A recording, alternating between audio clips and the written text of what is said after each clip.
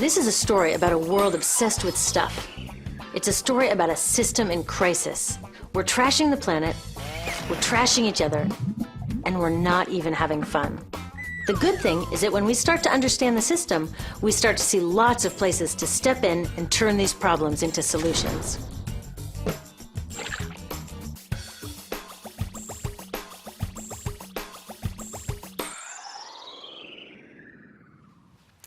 One of the problems with trying to use less stuff is that sometimes we feel like we really need it. What if you live in a city like, say, Cleveland, and you want a glass of water? Are you going to take your chances and get it from the city tap? Or should you reach for a bottle of water that comes from the pristine rainforest of Fiji? Well, Fiji brand water thought the answer to this question was obvious, so they built a whole ad campaign around it. It turned out to be one of the dumbest moves in advertising history. You see, the city of Cleveland didn't like being the butt of Fiji's jokes, so they did some tests, and guess what?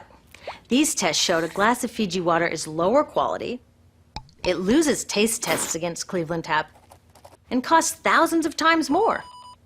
This story is typical of what happens when you test bottled water against tap water. Is it cleaner? Sometimes, sometimes not. In many ways, bottled water is less regulated than tap. Is it tastier? In taste tests across the country, people consistently choose tap over bottled water. These bottled water companies say they're just meeting consumer demand.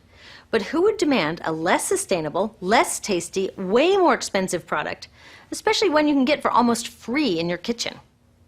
Bottled water costs about 2,000 times more than tap water. Can you imagine paying 2,000 times the price of anything else? How about a $10,000 sandwich? Yet people in the US buy more than 500 million bottles of water every week. That is enough to circle the globe more than 5 times. How did this come to be? Well, it all goes back to how our materials economy works, and one of its key drivers, which is known as manufactured demand. If companies want to keep growing, they have to keep selling more and more stuff. In the 1970s, giant soft drink companies got worried as they saw their growth projections starting to level off. There's only so much soda a person can drink. Plus, it wouldn't be long before people began realizing soda is not that healthy and turned back to, gasp, drinking tap water.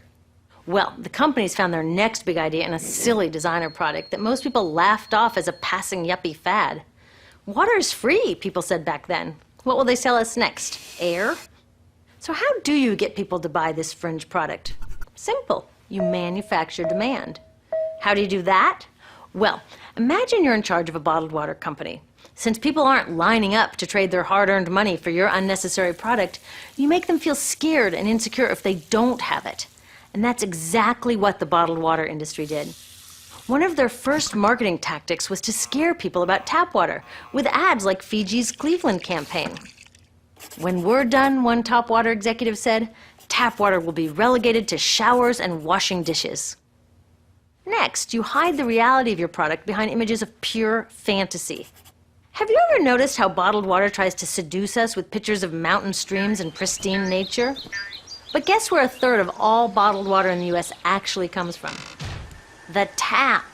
Pepsi's Aquafina and Coke's Dasani are 2 of the many brands that are really filtered tap water. But the pristine nature lie goes much deeper. In a recent full-page ad, Nestle said, bottled water is the most environmentally responsible consumer product in the world. What? They are trashing the environment all along the product's life cycle.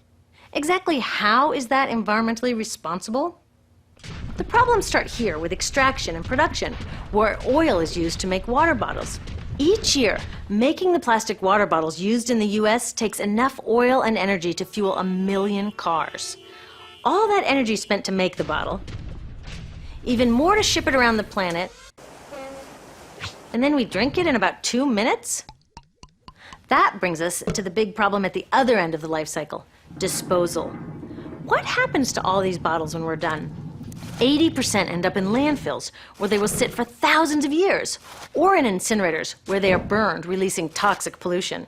The rest gets collected for recycling. I was curious about where the plastic bottles that I put in the recycling bins go. I found out that shiploads were being sent to India, so I went there. I will never forget riding over a hill outside Madras, where I came face to face with a mountain of plastic bottles from California. Now, real recycling would turn these bottles back into bottles. But that wasn't what was happening here. Instead, these bottles were slated to be downcycled, which means turning them into lower quality products that would just be chucked later.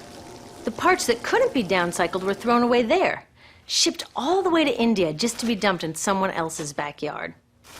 If bottled water companies want to use mountains on their labels, it would be more accurate to show one of these mountains of plastic waste. Scaring us, seducing us, and misleading us. These strategies are all core parts of manufacturing demand. Once they've manufactured all this demand, creating a new multi-billion-dollar market, they defend it by beating out the competition. But in this case, the competition is our basic human right to clean, safe drinking water. Pepsi's vice chairman publicly said, "The biggest enemy is tap water." They want us to think it's dirty and bottled water is the best alternative.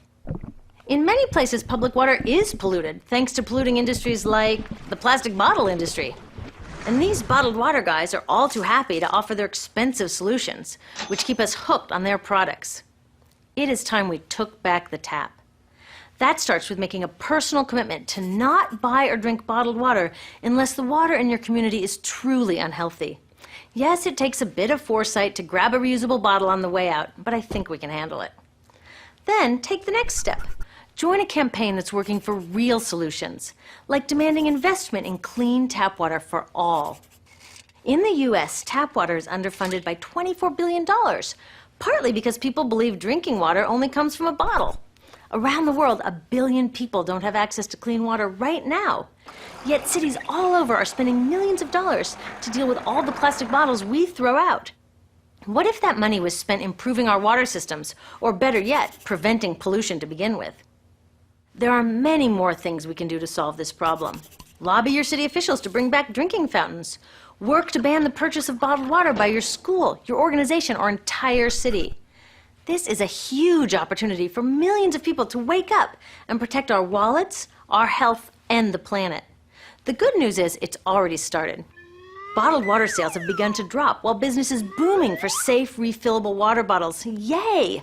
Restaurants are proudly serving tap, and people are choosing to pocket the hundreds or thousands of dollars they would otherwise be wasting on bottled water. Carrying bottled water is on its way to being as cool as smoking while pregnant. We know better now. The bottled water industry is getting worried because the jig is up. We are not buying into their manufactured demand anymore. We will choose our own demands, thank you very much, and we're demanding clean, safe water for all.